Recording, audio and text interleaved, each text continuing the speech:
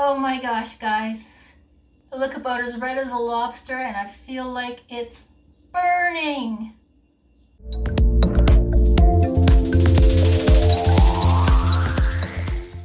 What's going on?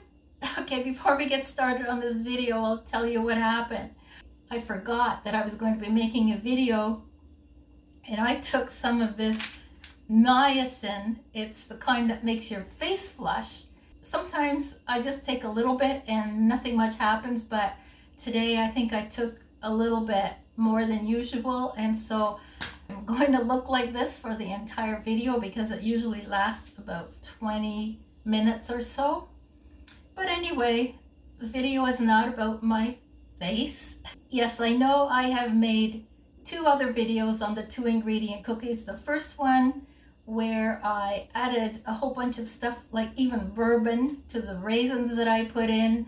This may very well be the last video I make about the cookies, even though it certainly won't be the last time I experiment with them. And in this video, I'll show you 3 more things that I tried with the 2 ingredient cookies. And I think you'll really like them.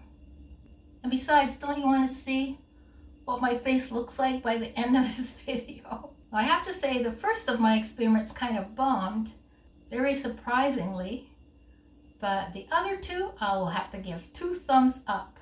And by the way, I think it's really important to note that 2 ingredient cookies, the bananas and the oatmeal, are one of the few things that you can bake where you do not have to measure any of the ingredients. And that's because it's the amount of the mashed bananas that determines how much oatmeal you put in or any other ingredients you might add, because key is to make sure that the dough is always the proper consistency. Just check on my face. Now in the first instance here, I put the cookie dough in a muffin tin lined with paper cupcake liners, and the idea was that I'd save on cleaning time, but then this is what happened. Not good. And for the next batch, I brushed the muffin tins with olive oil, and I used a small spoon to make shallow indents in each center.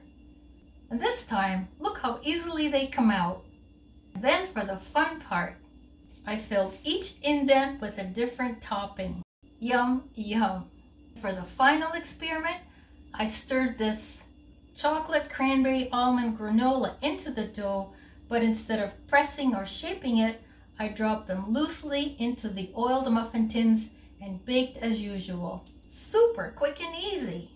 And here's how they turned out, and if you're wondering how they tasted, they were so good. Bye.